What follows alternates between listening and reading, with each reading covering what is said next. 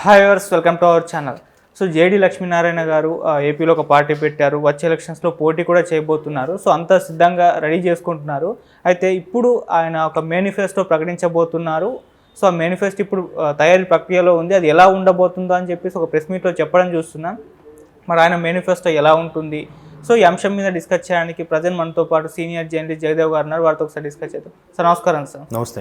Sir, JD గారి మేనిఫెస్టోలో ఉచితాల మాటే ఉండదంట. అంటే ఇప్పుడు ఉచితాలు అని చెప్పేసి పార్టీలు ప్రవేశపెట్టి ఏదో ఎలక్షన్స్లో గెలిచేద్దాం అని అనుకుంటున్నారు. కాకపోతే నా మేనిఫెస్టోలో అసలు ఉచితాల ఊసే ఉండదు, ఉచితాలు లేకుండానే ఉంటుంది అంటున్నారు. మరి ఏ విధంగా ఉంటుంది అంటారు? మరి అంటే చదువుకున్న వాళ్ళు, మేధావులు, హై ప్రొఫైల్ ఉన్నవాళ్ళు రాజకీయాల్లోకి రావడం అనేది మంచి పరిణామం.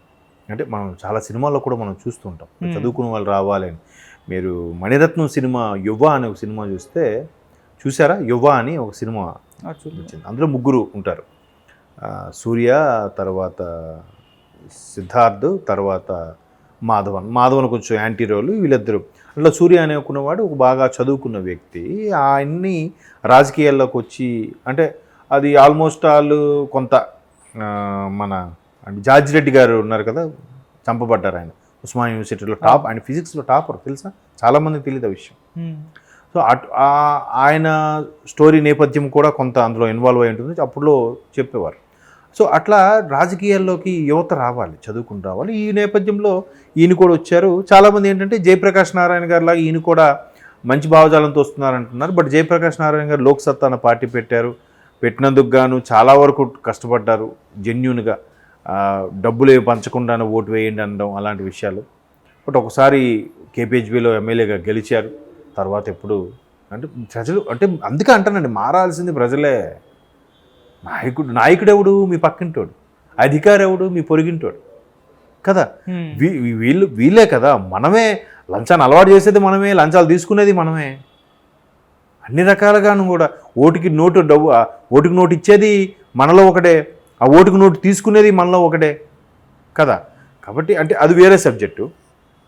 అది ఇప్పుడు ఈయన కూడా ముందు జనసేన, పవన్ కళ్యాణ్ గారు భావజాలను జనసేనలోకి వెళ్ళారు. బట్ రాజకీయాలు నడిపించాలంటే కొంత లౌక్యం ఉండాలి, కొంత పొత్తులు ఉండాలి, కొంత అంటే అన్ని రకాలుగా సిద్ధపడాలి. బట్ ఈయనకి ఎందుకు నచ్చలేదో తెలియదు, బయటకు వచ్చేసారు. తర్వాత మళ్ళీ జనసేనలోకి వెళ్తానని వార్తలు కూడా వచ్చాయి ఆ మధ్యన. బట్ దానికి పవన్ కళ్యాణ్ గారు ఒప్పుకోలేదని ఏదో సంథింగ్. అయితే ఈయన జగన్మోహన్ రెడ్డి గారి కేసు విషయంలో మంచి నేము, ఫేము వచ్చాయి. అంటే ఎన్నో బెదిరింపు కాల్స్ వచ్చిన, ఎంతో అమౌంట్కి ఆయనకి బేరం కుదిరిన, ఎక్కడ దీనికి లొంగిపోకుండా, ఏ బ్రైబ్కి, కరప్షన్కి కూడా ఆయన తల వంచకుండా చేశాడని అప్పట్లో వార్తలు చూసాం. మేబీ ఆయన జాయింట్ డైరెక్టర్గా చేశారు సిబిఐకి. దానికి ఎక్కడెక్కడో కూడా బాగా ఇన్వెస్టిగేషన్ చాలా ట్రాన్స్పరెంట్గా చేశారని కూడా మనం చూసాం. దానికి తగ్గ ఫలితం కూడా కనిపించింది. చాలా వరకు తోటి ఐఏఎస్, ఐపీఎస్ ఆఫీసర్లు కూడా అరెస్ట్ చేసే వరకు వెళ్ళిందిగా. సో ఆ ఇమేజ్తో ఆయన జనసేనలోకి వెళ్ళారు, బయటకు వచ్చేసారు. ఇప్పుడు ఏంటంటే ఆయన కొన్ని సామాజిక కార్యక్రమాల్లో పాల్గొంటున్నారు. దానికి సంబంధించి కొన్ని ఆశ్రమాలకి వెళ్ళడము, వాళ్ళకి చేతనైనదిగా సాయం చేయడము, లేదంటే వాళ్ళకి సలహాలు ఇవ్వడము, లేదంటే ఏవైతే ఎన్జిఓ సంఘాలు ఉన్నాయో వాళ్ళతో పాటుగా ఈయనకి సంబంధించిన ఒక టీమ్గా వర్క్ చేసి కొంత సర్వీస్ చేయడం గట్రా చేస్తున్నారు. అయితే ఒక 1.5 month 2 months బ్యాక్ అనుకుంటా, తెలంగాణ ఎన్నికల ముందే ఆయన కూడా ఒక కొత్త పార్టీ పెట్టబోతున్నారని వార్తలు వచ్చాయి. అయితే అది తెలంగాణలో ఉంటుందా, ఆంధ్రాలో ఉంటుందా, తెలంగాణ రాబోయే ఎన్నికలకు కూడా నిలబడతారా, పోటీ చేస్తారన్న వార్తల నేపథ్యంలో పార్టీ పెట్టే ఆలోచన ఉంది, కానీ అది ఇప్పుడే కాదు అన్నట్టుగా కూడా ఆయన ప్రకటించారు. ఇంకో తెలంగాణ ఎన్నికల్లో పోటీ చేయట్లేదని క్లారిటీ వచ్చింది. సో ఇప్పుడు ఏంటంటే ఆయన పార్టీ పెడతారు, బట్ పార్టీ పేరు అది కూడా ఇంకా పూర్తి స్థాయిలో నిర్ధారణ జరిగినట్లేదు, కసరత్తు జరుగుతుంది. అయితే ఇప్పుడు ఆయన ఇచ్చిన స్టేట్మెంట్లో అది మంచి స్టేట్మెంట్. అది ఉచితాలే లేని పరిపాలన ఉండాలి, అది 100% కరెక్ట్. ఏ ఓటర్కైనా, ఏ కార్యకర్తకైనా లీడర్ అనేవాడు మరొక లీడర్ని తయారు చేయాలి, కానీ అడుక్కున్నోని తయారు చేయొద్దు. అంటే ఇది చాలామంది అనుభవంతో కూడిన నాయకులు చెప్పిన మాట నేను చెప్తున్నాను, నా సొంతంగా చెప్పేది కాదు. అంటే ఎవడు కాళ్ళ మీద నిలబడి బతకగలగ సత్తా వాడికి ఇవ్వాలి, వాడికి ఆ నేర్పరితనం అలవాటు చేయాలి కదా. సో పథకాలు, ఉచితాల వల్ల చాలా వరకు నష్టపోతాం. ఇప్పుడు కొంతమంది అంటే ప్రస్తుతానికి ఎగ్జాంపుల్గా పక్క రాష్ట్రం తీసుకుంటే కూలీ వాళ్ళకు చాలామంది దొరకట్లేదంట కొన్ని సందర్భాల్లో. అంటే మ్యాన్ పవర్ ఇష్యూస్ వస్తున్నాయి ఎక్కువగా. ఒక ఫామ్ పెట్టాలన్నా, ఒక ఇండస్ట్రీ పెట్టాలన్నా మ్యాన్ పవర్ మీద నడుస్తుంది. అంటే అందరూ పల్లకి ఎక్కితే మరి పల్లకి మోసేదేవుడు కదా. అందరూ పల్లకి మీద కూర్చుంటే పల్లకి ఎలా ముందుకు మొదలుతుంది, పల్లకి ఎవడు మోస్తాడు అనేది ముఖ్యం. సో అన్ని వర్గాల వారు ఉండాలి, అన్ని రకాల వాళ్ళు ఉండాలి. ఎవరు తగ్గట్టు శక్తి, ఎవరు ఆలోచన పరంగా వాళ్ళు శక్తిని కానీ ఆ ఆలోచన విజ్ఞానాన్ని కానీ ధారపోస్తేనే, పంచితేనే వ్యవస్థ నడుస్తుంది. అవతల చూసారా శ్రీశ్రీ గారు అన్నట్టు తాజ్మహల్ కట్టడానికి రాళ్ళెత్తిన కూలీలు ఎంతమందో, కరెక్టే కదా. దాన్ని ప్లాన్ చేసినోడు విషయం పక్కన పెడితే దానికి ఒక కూలీ రాయి ఎత్తకపోతే ఈరోజు అందమైన ప్రపంచంలోనే ప్రేమ చిహ్నంగా ఉన్న తాజ్మహల్ తయారయ్యేది కాదుగా. అవును.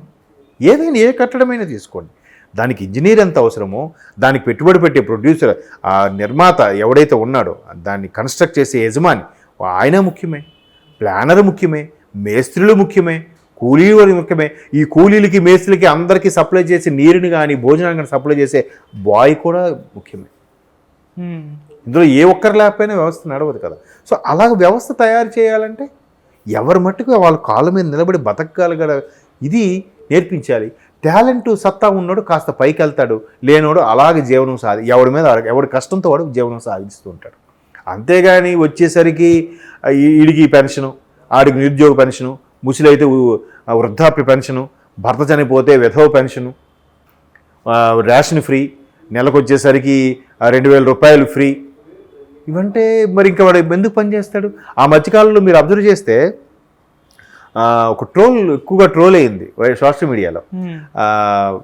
మీ అబ్బాయి ఏం చేస్తాడని అడుగుతాడు పిల్ల తాలూకా తండ్రి.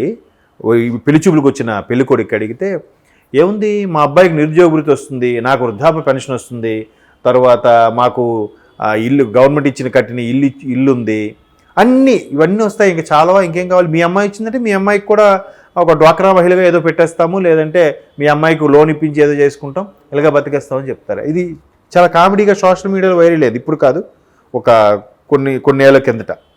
సో అలాగే కనిపిస్తుంది కదా ఈ పథకాలు, ఉచిత పథకాల వల్ల లబ్ధి పొందేవారి కన్నా ఏది కూడా వ్యవస్థలో యూజ్ అయ్యే కన్నా మిస్యూజ్ ఎక్కువ ఉంటుంది. ఇప్పుడు మొబైల్ ఫోన్ అనేది బీయింగ్ యూజ్డ్ యాజ్ దాన్ని ఏమంటారు, టెక్నాలజీ రెవల్యూషన్ మొబైల్ అనేది. దాన్ని ఉపయోగించేవాడు ఉన్నాడు, మిస్యూజ్ చేసేవాడు ఉన్నాడు. ఉపయోగించే కన్నా మిస్యూజ్ ఎక్కువ. ఇప్పుడు ఫోన్ ఉందంటే నాన్నతోనో, అమ్మతోనో, అక్కతోనో ఊరికే క్షేమ సమాచారం మాట్లాడుకోండి. దాన్ని వాడు వదిలేసి నేను ఆ సినిమాకి వెళ్ళా, ఇక్కడ పిక్నిక్ వెళ్ళా, ఫ్రెండ్స్తో మందు కొడుతున్నా, ఇవన్నీ ఎందుకంటే ఫోన్ అది మిస్యూజే కాదా? ప్రతిది కూడా. కాకపోతే ప్రభుత్వాలు కానీ కొంతమంది మేధావులు కానీ ఆలోచించేది ఏంటంటే మిస్యూజు 60-70% అయినా 30 మందికైనా లబ్ధి చేకూరుతుంది కదా, అసలైన వాళ్ళకైనా అది రీచ్ అవుతుంది కదా అని తృప్తితో కొంతమంది ఆ పథకాలు పెడతారు. ఇప్పుడు ఏ ఆధారం లేనివాడికి ఆ వృద్ధాప్య పెన్షన్ అనేది ముఖ్యమే. వాడికి పిల్లలు లేరు, భార్యాభర్తలు ఇద్దరే, భార్య చనిపోయింది, భర్త ఎలా బతుకుతాడు? ఎవరి మీద ఆధారపడతాడు? వయసు అయిపోయిన తర్వాత పని చేసుకునే శక్తి సామర్థ్యాలు ఉండనప్పుడు ఎలా బతుకుతాడు? సో అటువంటి వాళ్ళకి లబ్ధి చేకూరితే మంచిదే. అలా కాకుండా వందల ఎకరాలు ఉన్నవాడు, లేదంటే కొడుకులు కూతుర్లో సంపాదించి పెట్టి వాళ్ళు నెల డబ్బులు పంపిస్తున్నాడు, ఒక 4 బంగళాలు ఉండి ఆ ఇంటి అద్దెలే ₹1,00,000 సంపాదించుకుంటున్నాడు, అద్దెల మీద బతికే వాళ్ళు ఎక్కువ ఉంటారుగా సిటీలో, వాళ్ళకు కూడా ఈ పెన్షన్ ఇస్తే ఇంకా లాభం ఏముంది? అసలైన రీచ్ అవ్వట్లేదు కదా. అదేంటి రైల్వే గొట్టాల్లోనూ, లేదంటే కలవట్ల కింద, రైల్వే ప్లాట్ఫామ్ మీద, బస్ స్టాండ్ మీద బతికే వాళ్ళకి ఇచ్చిన అర్థం ఉంది.